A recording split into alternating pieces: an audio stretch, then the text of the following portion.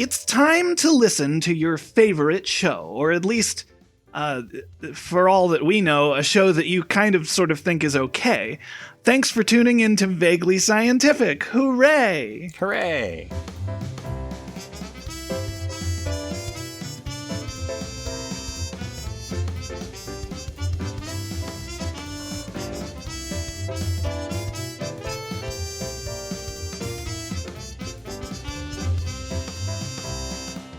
I don't want to wait for our lives to be over. I am Derek. Where you lead, I will follow anywhere that you tell me to. Joining me, as always, is Jim. Hi, Jim. Well, that's very nice of you. I appreciate that. Yeah, I thought so. And can you become a new version of you? Please welcome back Mark. Who's that lurking in the dark? It's Mark. It's me. Hey, that rhymed. Hi. Oh, rhyme. Yeah. No, there's a lot of rhymes happening. I was thinking about making mine rhyme, but I couldn't come up with something fast enough. Oh, that's okay. That's Jim. We all know him. Yeah. Who's terrible at rhyming? And timing. Whoa. You know what? I'm pretty good at timing, actually. Well, this is the show where questions are sent for answers that come with a science-y bent. Our takes are vague, but who's to say we might just get some answers right today. But first, before we get all that underway, it's time for the fun science fact of the day. Jim? That was beautiful.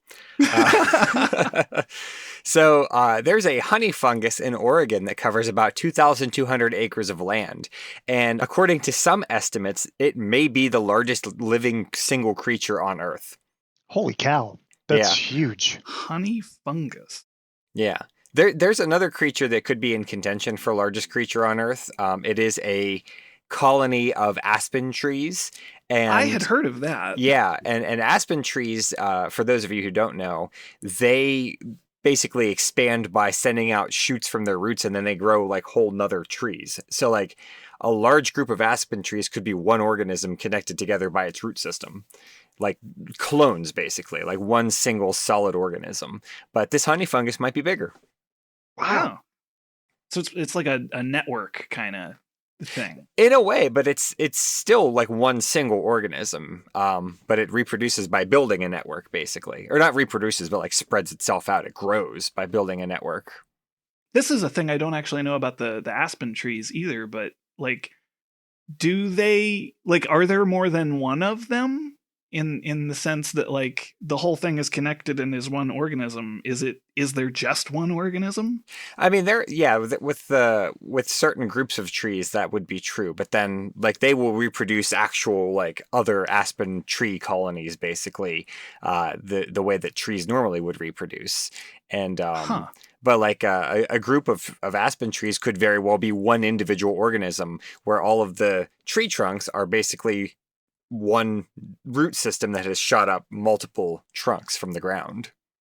That's cool. Yeah, it's amazing because when we think of large creatures, we think of things like the blue whale or the elephant, and it's like, no, these are on a whole other level. Which are sort of like networks of cells in their own way, but they don't cover thousands of feet. What's a honey fungus? It's just some kind of fungus. I don't really know. I know nothing about mushrooms as well. I was going to say as we discovered in the last episode, but that was chronologically not the last episode. Yeah, we're pretty far ahead. Yeah. But that episode did come out today, so everyone go back and listen to the one about the mushrooms with Allie. Yeah, 163. Yeah. That was a good one. Peppers are berries. I looked that up. It was a weird thing to find out. What the heck? Also, mushrooms are fruit and now available in the Vaguely Scientific store. This is all very, very Valentine's Day appropriate. All right. Well, that's fascinating. I am always interested in learning more about fungus because it's such a bizarre topic. But in the meantime, I think we should probably move on to our first question for the week. Okay.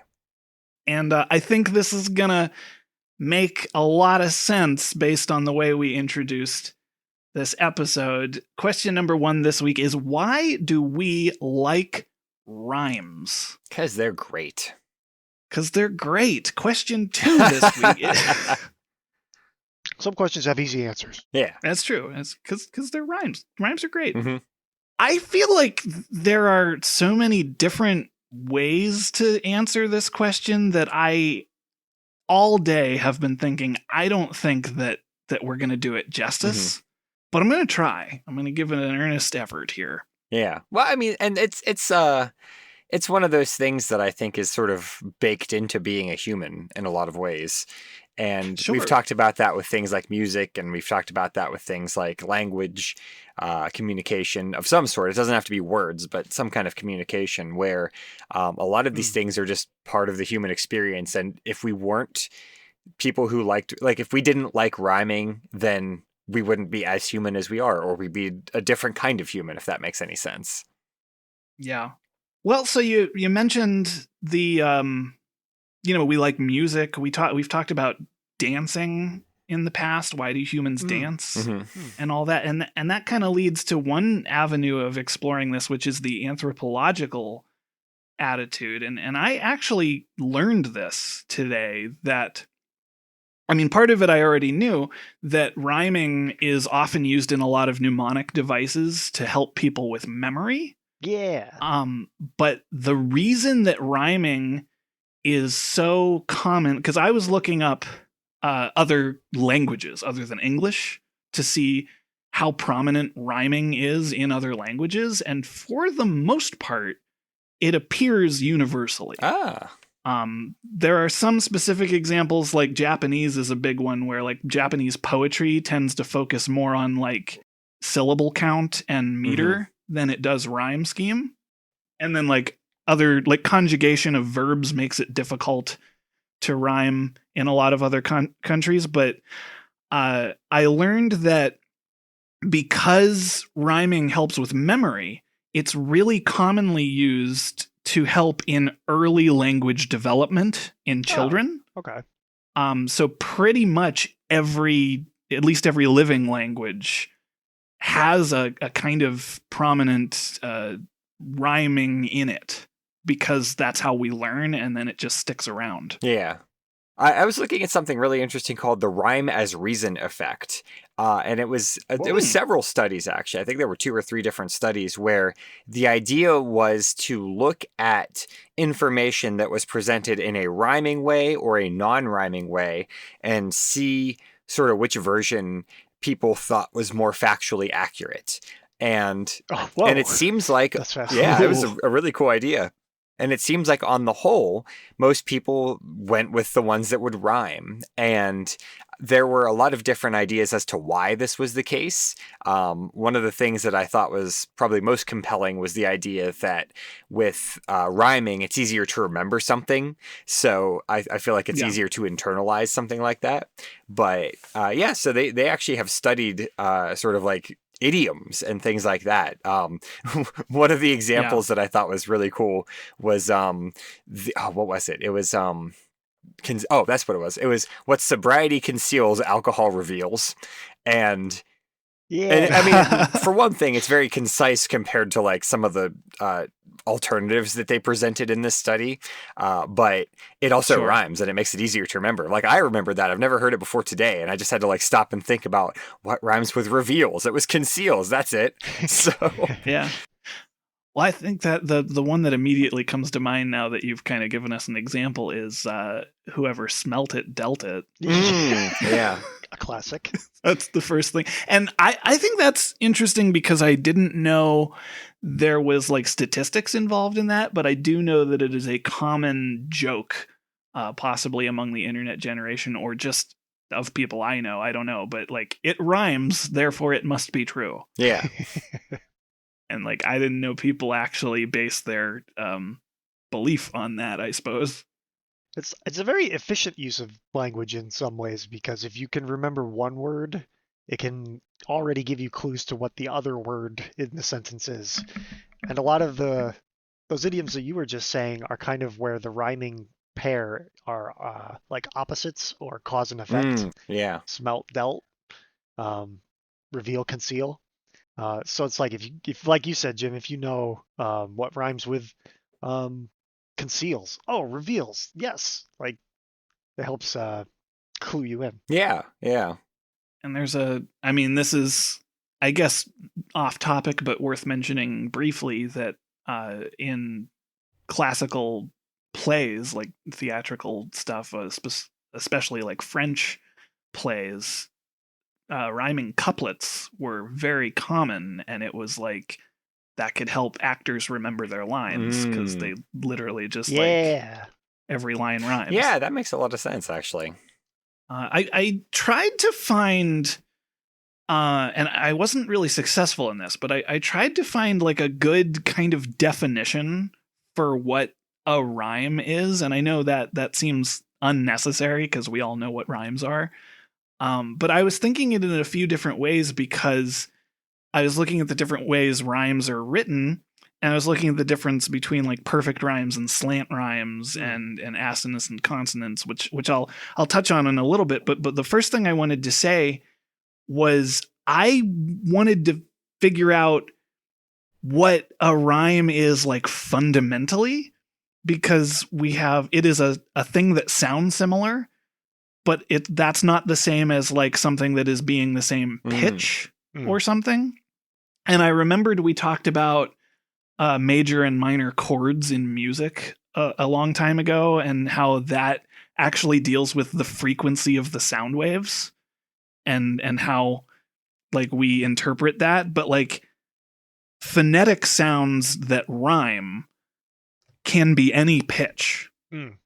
So it's such a, I don't know, I was struggling fundamentally to define it, but I did want to mention that there is debate in the literary community of whether or not a perfect rhyme is defined as different consonants that are followed by identical vowel and consonant sounds, such as moon and June. Okay. Or is a perfect rhyme a homophone? Meaning specifically a word that rhymes with itself. Interesting. So like 2, 2, and 2. Yeah, or even does the word rhyme with the word? Like something like, and most people go, that's not a rhyme, that's just the same word. Yeah. Right. But I don't know, technically it's a perfect rhyme. Yeah. I would argue that it's not a rhyme either. Okay. Because I feel like a rhyme has to be like at least something in it is different. Otherwise, I feel like you'd see that kind of thing all over the place. Like you would see it in songs. You really don't see it in songs that often. Maybe it's just because it's something that we don't see often. Maybe that's why it feels weird to me. But so there's a very famous example that I'm glad you said that, because it segues into this perfectly. Good. War Pigs by Black Sabbath. Oh yeah. Generals gathered in their masses, just like witches at black masses. You rhymed masses with masses, and that drives me insane. Yeah. I think that actually, I was like, there's at least 2 or 3 songs that I know do this, and I think that was actually the one I was thinking of. Yeah. There are plenty, but I feel like that's the one I hear the most. But then there's also slant rhymes. I like slant rhymes. I love slant rhymes. They're so much fun. Things like give and did, they have the vowel sound in the middle, and so like if you end a line with those words, it kind of almost rhymes. It's an approximate rhyme. And what we're talking about there, things like wait and stake or talk and thought, those don't rhyme. But they have what is called assonance. Yeah. Which is a repetition of vowel sounds. And that is similar to something people are probably more familiar with as consonants, which is a repetition of consonant sounds. If you do a repetition of consonant sounds that begin the words, you get alliteration, which is, I feel like, of all the things we're saying, is probably the most known word.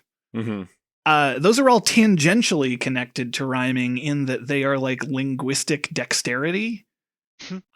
So I've forgotten my point of going on this tangent, but it's I feel like it's all kind of connected.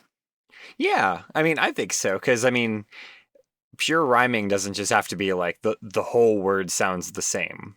I think that there's Right. like a sliding scale, not even a sliding scale, but I think everything you said is perfect. Like it's exactly correct. We feel good when we hear things that sound the same. It doesn't have to be a perfect rhyme, or like even a half rhyme is pretty good. So Yeah.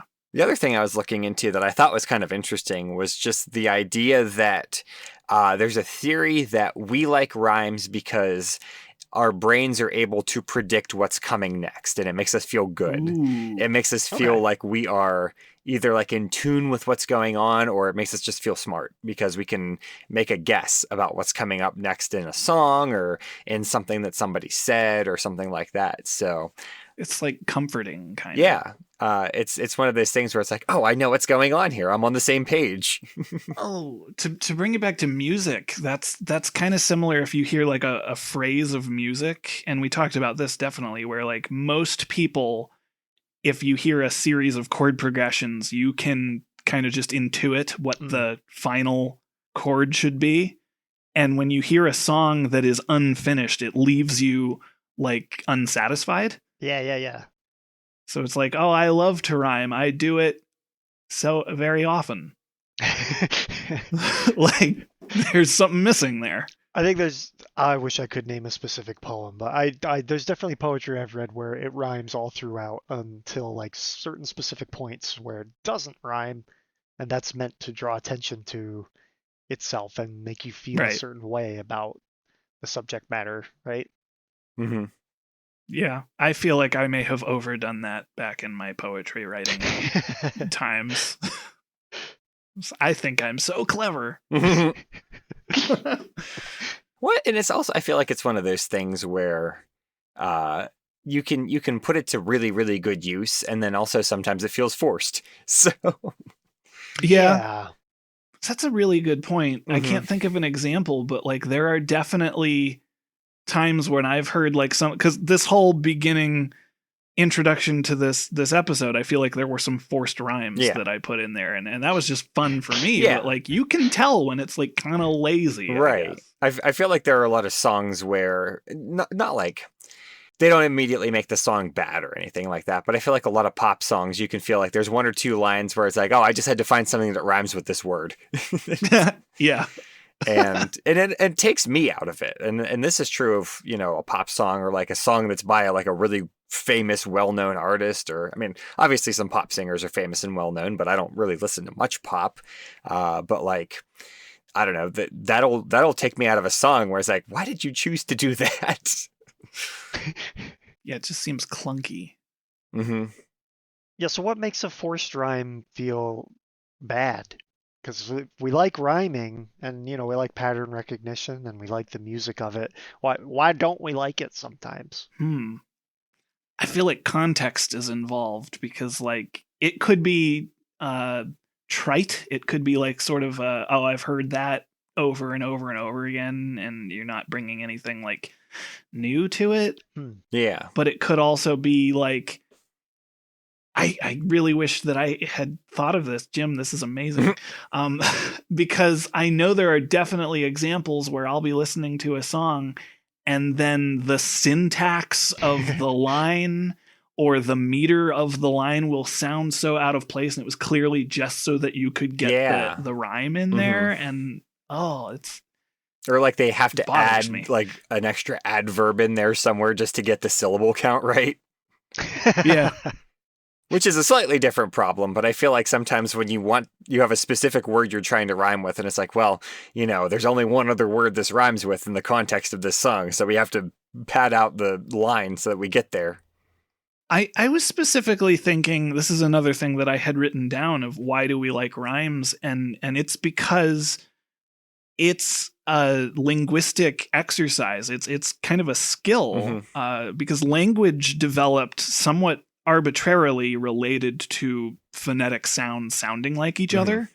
So putting rhymes into something while keeping in mind the meaning of the words and making it also make sense is kind of like a puzzle. It's like a trick almost. And that's why I was watching a lyric video of one of Eminem's songs, for example, and the video, I think there are a bunch of these, but the one I was watching, they would highlight in different colors all of the different rhyme schemes and using like internal rhyme in a single line. And it's just being able to do that and the lyrics still also make sense is just impressive, I think. Because I can go doobie doobie doo, fooby mooby woo. You can. Those rhyme. I can do that. Now, to be fair, there are some really incredible scat artists who do that, and it just sounds natural and beautiful. And like Ella Fitzgerald is the first one that comes to mind, where it's just like, oh, she could just scat rhyme, like it's perfect. It doesn't sound out of place at all. Yeah. I was thinking of Irish nonsense songs, like pub songs, and I forget what that's called, but it's like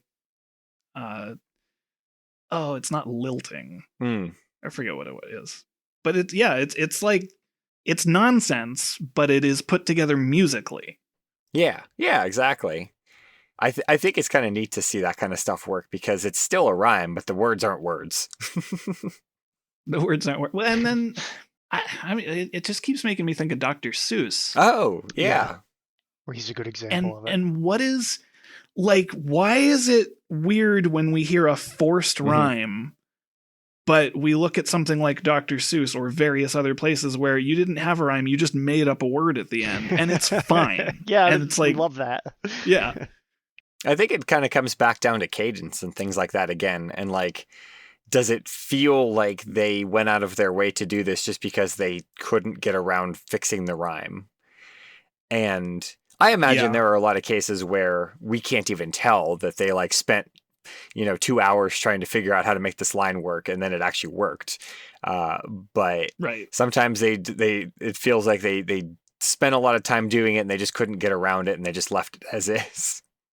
Well, we keep using the word forced, and I feel like that is kind of the key there, because what you're illustrating just now is like they will specifically craft the verse of a song to sound organic and natural, and that's where like the comfort comes from. Yeah, I don't know if it's just about like a rhyme for a rhyme without reason, a rhyme for rhyme's sake.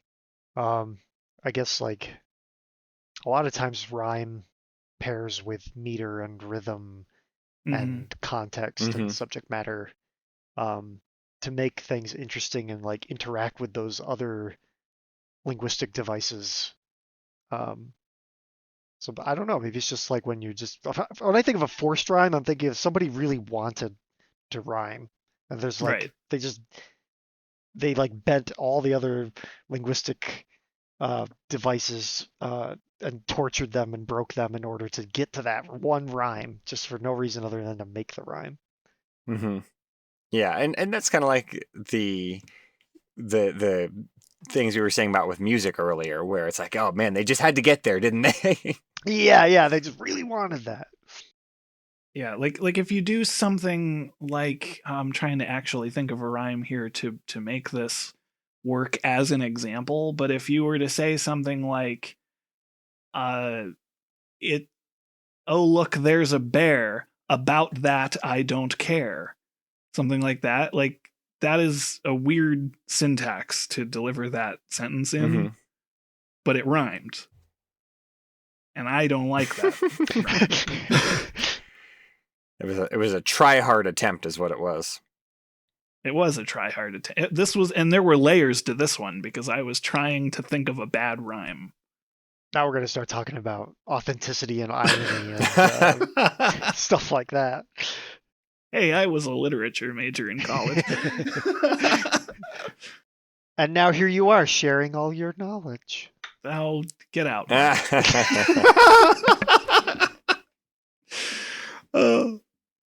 Hey, Jim, did you know that birds aren't real? Yeah, we've actually mentioned that on the show before, but what does that have to do with what we're talking about? Well, I was trying to do that thing where I say something ridiculous and you get all confused so that I could set up the conspiracy theory of the week.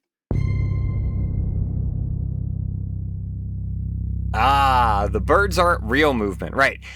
So birds are actually drones created by the government to spy on people for no reason.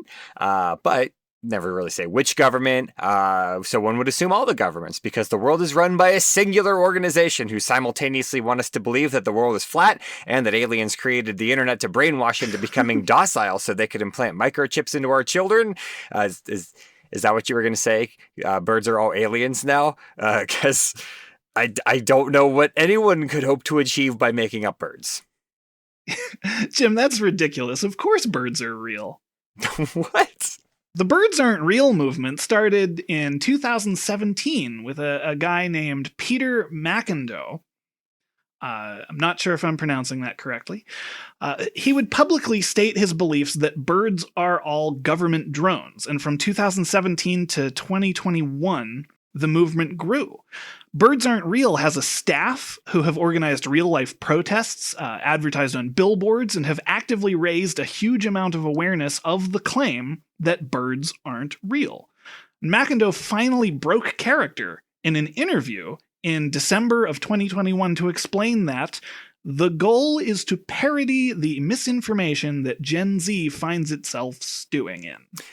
See, I was going to say that. The Birds Aren't Real guy admitted that it was all a hoax.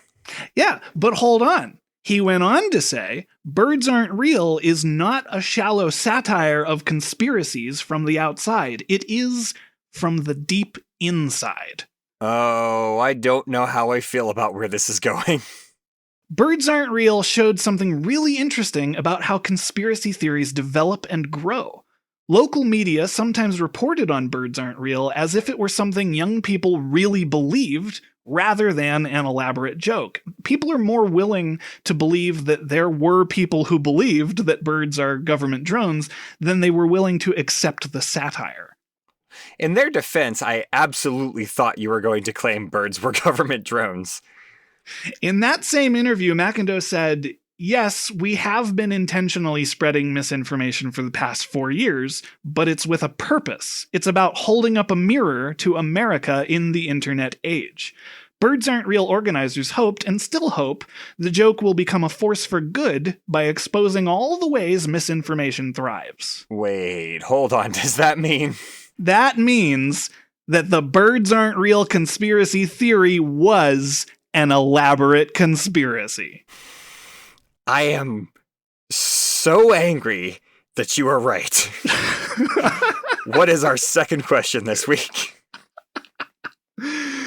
So question 2 this week. Jeez. Birds. Better not be about birds or I'm leaving. It's not about birds. It is about horses. Okay. Which are also not real. We can send a horse to space. Whoa. Horses aren't real? Not if they're not real. I don't know. This is going off the rails real fast. I mean, we can send a lot of non-real things to space. We sent Snoopy to space. Okay, assuming horses are real and that they can go to space, what is a question one might have about these imaginary animals? Well, as a matter of fact, we happen to have such a question right here in front of me. Does adding more horses to a carriage make each horse faster? Horse is a horse, of course, of course. No one can talk to a horse, of course, unless, of course, that horse is the famous Mr. Ed. Mr. Ed doesn't rhyme with horse, or of course. Yeah, but go right to the source and ask the horse. He'll give you the answer that you endorse. He's always honest, and of course, talk to Mr. Ed. Is there a second verse to that? Yakety yaks the streak and waste your time of day, but Mr. Ed will never speak unless he has something to say. Yeah. I'm done. I'll see. Yeah, I was going to say, my mind went blank. I don't remember what we were doing. I see the question in front of me. I'm looking at it right now, but I cannot remember. So actually, I looked into something really interesting, which was the Oregon Trail. As many of you know, the Oregon Trail is the world's most highly reviewed and favoritist video game that has ever come out. And I have nothing more to say about that. It's just a true statement. Okay. So in the Oregon Trail, at least in the old versions that I played, one of the things that all the children that played at the same roughly the same time frame, probably discovered, was that when you buy more oxen, you will go much, much faster. And you can buy up to 20 oxen, which will shave a lot of time off of this trip, which is great because typically what you see is towards the end of the Oregon Trail, if it starts to be like October, November at the end of your trip, a lot more snowstorms hit and a lot more of your party dies. Mm-hmm. Yeah. So you don't want to do that. Wrapping it back around to the question, this does seem to an extent to hold true to real life as well. There is a law of diminishing returns, I guess I'll say. The more horses you stack, the less helpful it starts to become. Sure. But if you have 2 horses versus 4 horses, then you're going to see a fairly big difference, I would say. Yeah. Well, so here's the first thing I think is probably going to be the most obvious answer we might get from this, which is that when we're talking about drawing a carriage specifically, we're talking about not necessarily the optimal speed of the animal, but rather the strength of the animal. And so if 2 horses are pulling a cart, they're going to be sharing the load, and it would be similar to like if you are trying to push a heavy object, other people helping you push that heavy object are going to add their strength and make less of the work on you. So that is kind of, I guess, a way to look at the pulling of a carriage kind of gets in the way of what I think is interesting about this question. And that is that you might think one horse by itself is propelling itself forward at a given speed. If you have more propelling, would that not just increase how fast the horse is going to go? So that's, I don't know if I'm explaining that well, but that's kind of where I started thinking about this question. Yeah, the speed is what has confused me. I'm really glad you brought up the idea of like multiple people lifting an object, because I've done that, and that's easy for me to relate to. It's like, oh yeah, it feels lighter, but like there's no speed involved in that, and that's where I get really confused, because I'm like, a horse can only go so fast, right? Right, so like, right. They're never going to go faster than one horse could go. Right. Are they? Right? I don't know. You strap 100 horses to this bad boy, and you're going 250 miles an hour across the open plains. Yeah, exactly. Like, whoa. Well, because I was also looking at, I believe it's centipedes. Oh, yeah. That I was looking at. Those they have monsters. Right. Well, they have so many feet, and they can move pretty quickly. And if you think about it, all of the time they are propelling themselves forward is when they are gaining momentum.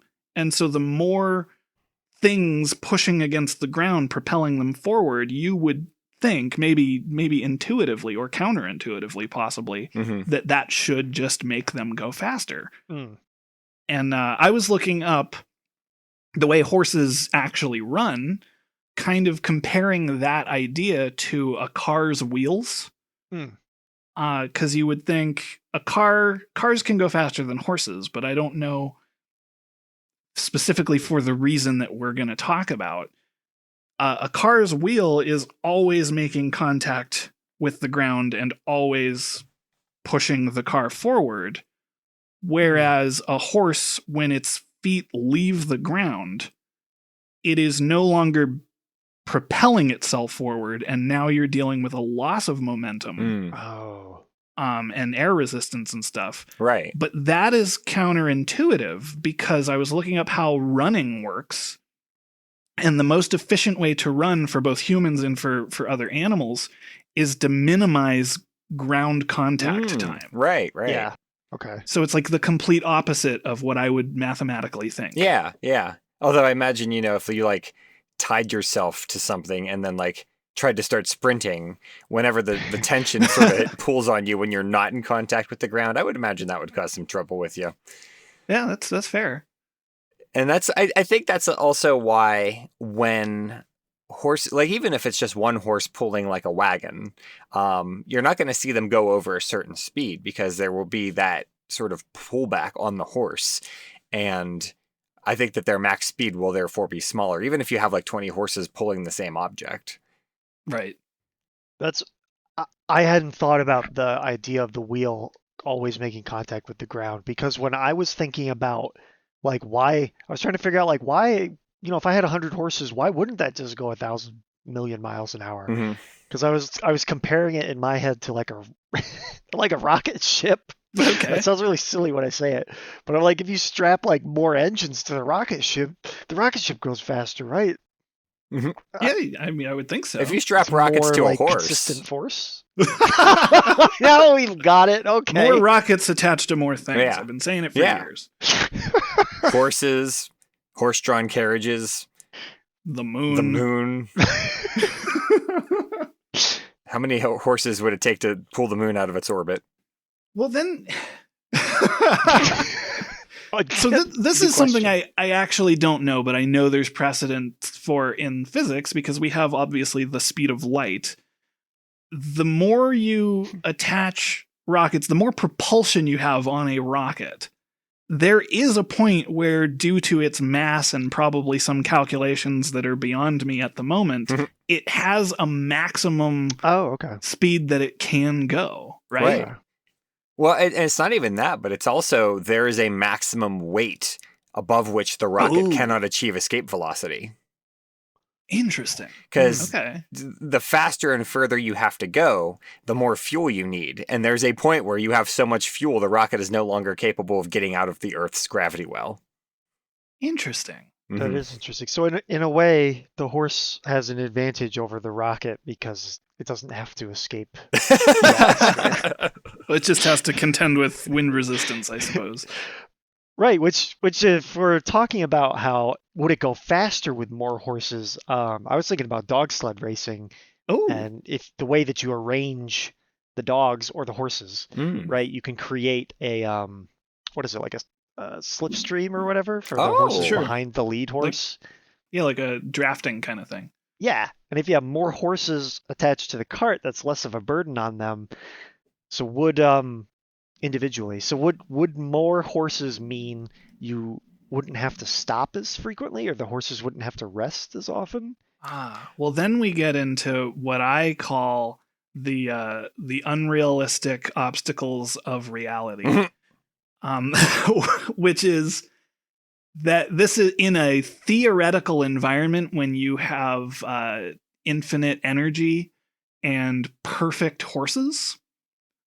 Perfect I feel horses. like that would, what you said would be correct, and then that is hard to test or possibly impossible to test because you will have variables such as if the horses aren't just physically the same speed as each other, they're not going to be moving as efficiently as a group.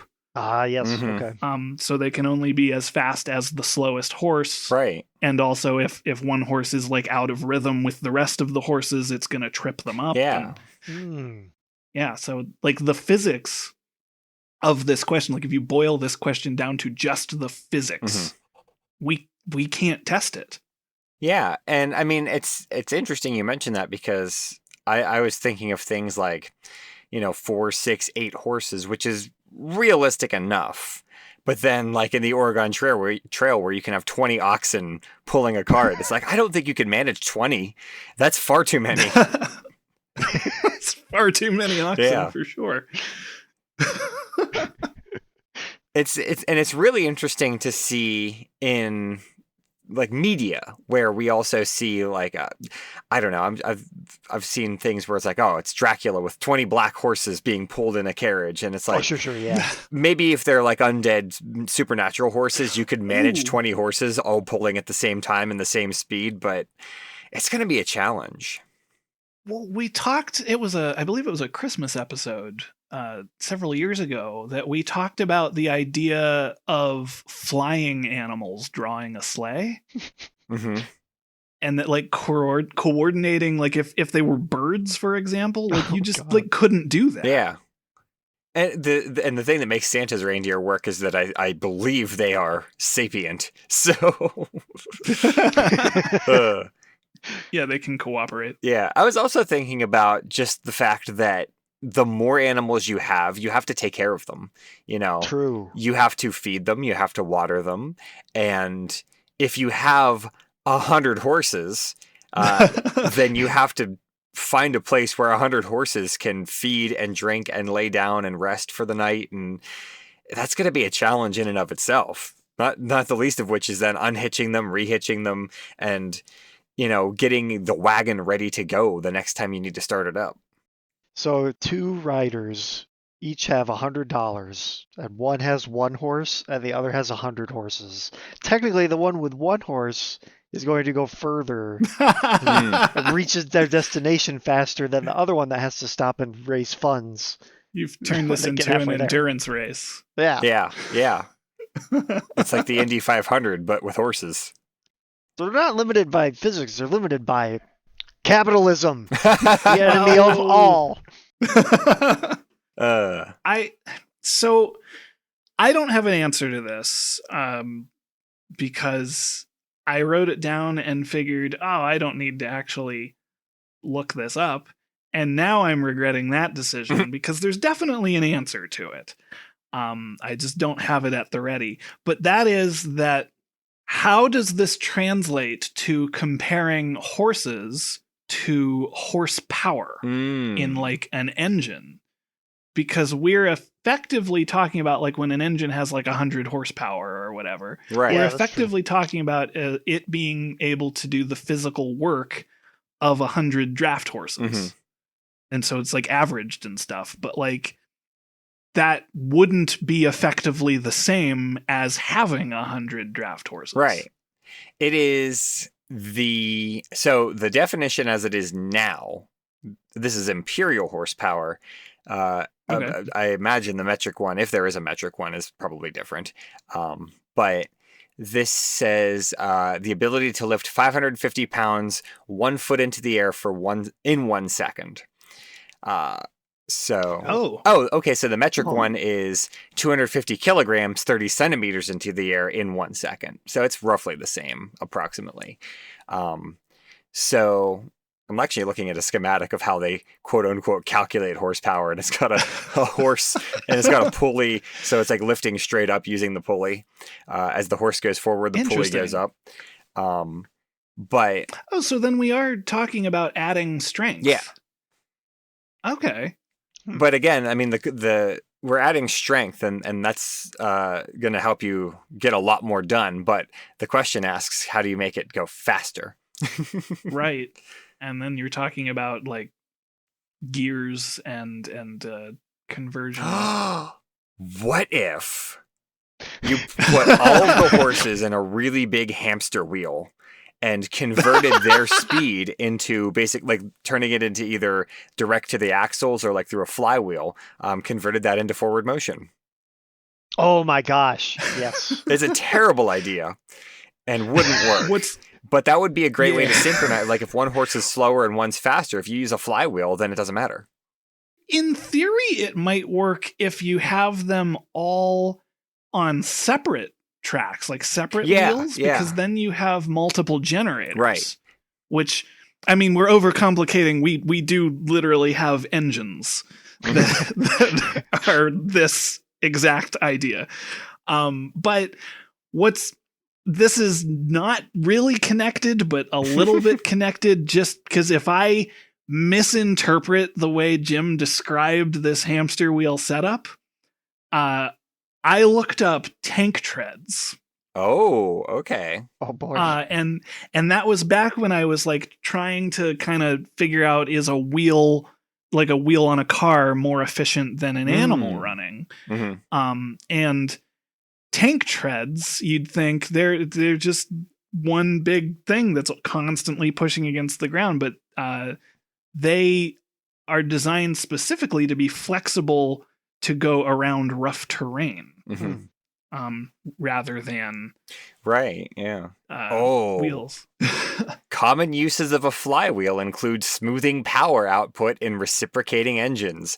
If you replace reciprocating engines with 30 horses on individual hamster wheels, this is perfect. We can convert this directly into mechanical energy. Yep. I suppose we could We could do that. And we should do that. Can you imagine how big a vehicle would have to have like 20 or 30 horses? Even if you stack them, my first thought was wide, like 30 right. horses wide, and that's too many horses, and that's too wide. And then I was like, well, how about 30 horses long? And then you run into the same situation where and then I was like, high. And it's like, no, none of these work. There's no scenario where you could do this without making something the size of a small building. On that note. Oh no, what small buildings are we going to talk about? Well, I am reminded from this description of Final Fantasy X, in which I think it's on a ship. You can go into like an engine room, and there's like a room full of these hamster wheels that they have chocobos in, and that they're just constantly running on this, and it's powering the ship. So that's how that worked. I played that. I remember that. Yeah, that's basically the same thing. I mean, yeah. If there's a flywheel in there, and I know Sid knows his flywheels. So people often, there's like a common party question that's like, well, if you could go back in time, what would you bring with you, or like what knowledge would you use to like rule the earth or whatever? Flywheels. Sure. Flywheels. And I'm also going to say now, I'm not the right person to do that, but send Jim back in time. Send Jim. And you'll have gigantic, ocean liners that have hundreds of horses in their bays on treadmills. Yeah, if the Titanic had 7,000 horses inside of it instead of a bunch of steam engines, I think things would have gone differently. I love that conversation. Somebody could ask Mark, if you could go back in time and bring something with you to take over the world, what would you bring? You'd just be like Jim. Yeah, I'd bring Jim. I'd bring Jim. I know how to attach horses to things. Jeez. So I did manage to rectify a little bit in my head the idea of the wheels pushing against the ground constantly versus animals needing to minimize ground contact time. Mm-hmm. And that is that wheels work really well when the terrain is completely flat. Whereas animals' feet can move over any kind of terrain. And this is just random trivia that I think is interesting. But cheetahs, when they're at a full sprint, apparently they have specifically 1 foot on the ground at a time. Whereas horses typically have 2 to 3 feet on the ground at a time if they're in a walk, and 2 if they're in a trot. But when they're galloping, that is when they sometimes have no feet on the ground. So to me, that feels like they're just jumping repeatedly. Kind of, yeah. Yeah, really. Long jumping. Yeah. Long jumping. I always think it's really fun to watch animals like running and walking in slow motion, just to get an idea of how their bodies move, because it frequently happens so fast that we can't parse it. Yeah. Well, even if you think of like your everyday walking, like if you just take your typical gait, you're doing a lot more like subconscious things than you would typically think of, I guess. Mm-hmm. Yeah. Walking's hard. I wonder how many people it takes to make 1 horsepower. What was the weight? It was 250 pounds? Because that's a lot of pounds. I can't lift 250 pounds. Oh, 550 pounds. Oh, that's a lot of pounds. Our friend Wikipedia says a healthy human can produce about 1.2 horsepower. I can't. I can't either. I was like, what? More than 1 horse? So they mean healthy or jacked? Briefly. Oh, I'm sorry. It qualifies that. Briefly. I can't lift 550 pounds. For like a nanosecond? I can't even lift it like a quarter of an inch, let alone 1 foot in 1 second.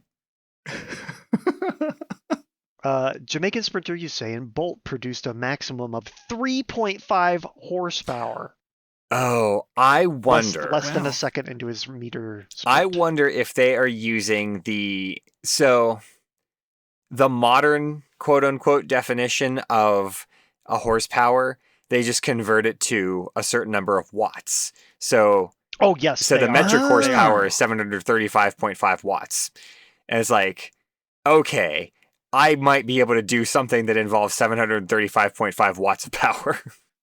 Yes. Okay, so yeah, because we're talking about like if you were to punch something, the impact is going to generate a significant amount of energy, but it's going to be like Because real you said brief. that, and I was like, "There's no way Usain Bolt is lifting 1,500 Well- or 1,650 You're pounds." right. The pounds is that's a very different Yeah. conversation. If we're That talking is about Yeah. watts, interesting. okay, I'm back on board now.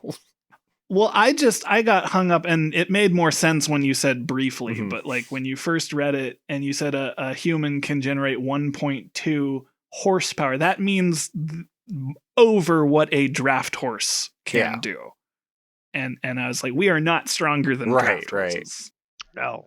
You remember that movie Blazing Saddles, where Oh, sure you remember do. that part where Mongo punched the horse in the face? That sure guy do. could lift 550 pounds 1 foot in 1 second. Oh, Mongo like candy. Yeah. Oh, you can't park there. And he walks over and he punches the Yeah. horse. No horses were harmed in the making of that movie. No, that horse was trained to fall down. hmm Don't punch horses. No, don't. They're nice. They have no ability to vomit, and I don't want to hurt them. Oh, yeah. I forgot about that. I'm trying to geometrically judge how you could put together some kind of flywheel-esque device to make a horse vehicle that is not just Yes. horse-drawn. And wait a minute. No, this is the same argument. I was thinking put them on the Okay. treadmill in front of the wagon, and it would just be like where they'd normally be. It would just be like where they normally be, but that's the same thing. If you put them in hamster wheels versus a treadmill, it doesn't matter. I'm debating whether or not I want to bring this up or avoid bringing it up for the. Well, I'll just say it. I have been waiting for us to bring up the Horse Gundam. The horse Gundam. I forgot about that. That thing could lift a lot of weight. It's also like 20, 30, 40 meters tall or something like. I don't actually know. How tall is that horse Gundam? Let's find out. I need to go to. I'm just going to Google Funsaki.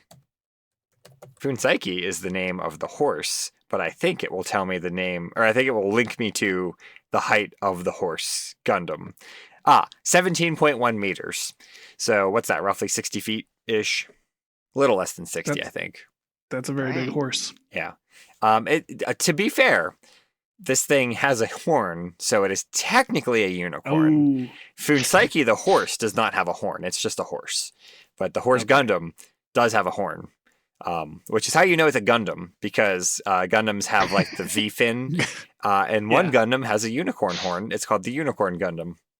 So, Sure. So ergo, this horse is a Gundam. That's the rules. I don't make them. that's the That's the rule. rules. Okay. Is it powered by other horses? It is piloted by a horse. A pilot. Okay. Yeah. Yeah. One horse. That's a. It's powerful powered by, horse. I assume, a nuclear reactor. Okay. I don't know, G Gundam. It could be anything. That's true. That's why I'm scrolling down further and I'm not seeing like a lot of these articles about like various mobile suits have like here's the power output and here's like the weapons output, and it's like all these different numbers and things like that, and this is just like pilot accommodations, horse only.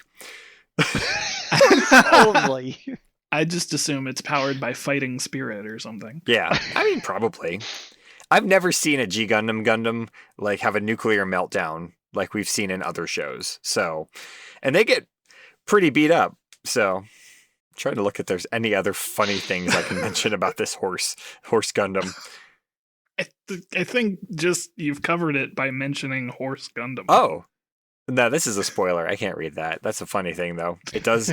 I'm just going to say that the horse Gundam does kick the head off of another Gundam. And that's just great. I love that. Heck yeah. Should do more of that.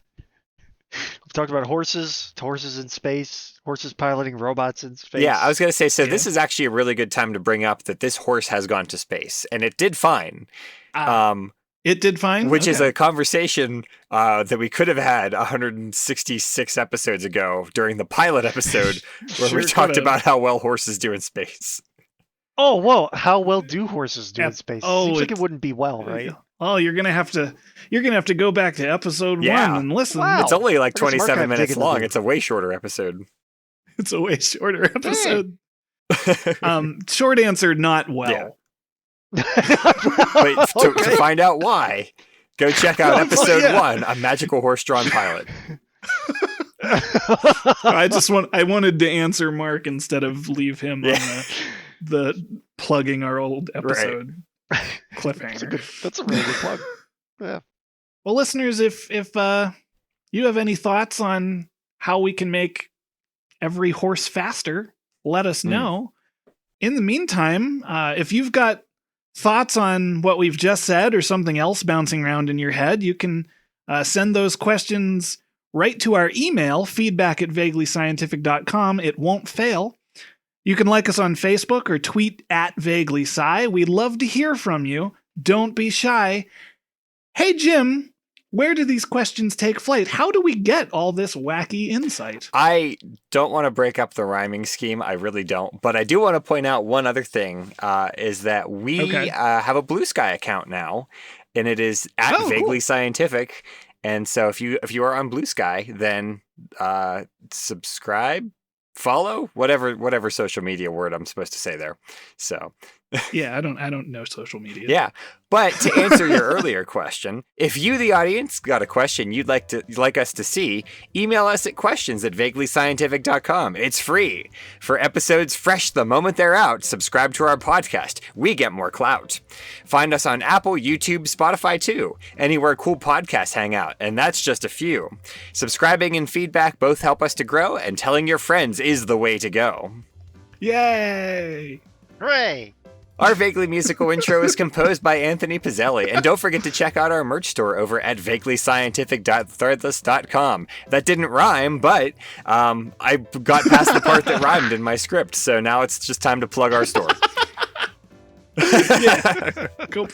Go buy stuff. There's so much more. Yeah. Encore! Ah! So thank you to Mark for being our guest this week. Mhm. It was a pleasure.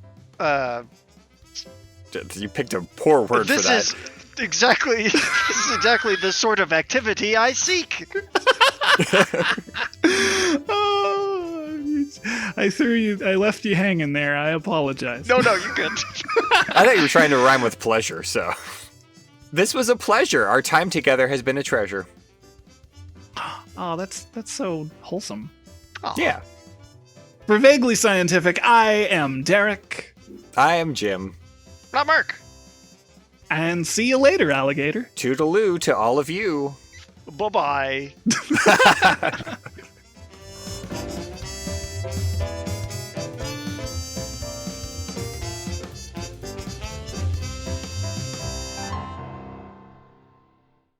It rhymed. There were rhymes. We were watching Bluey earlier.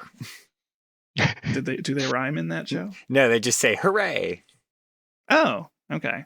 I didn't know that. Hooray. Mhm.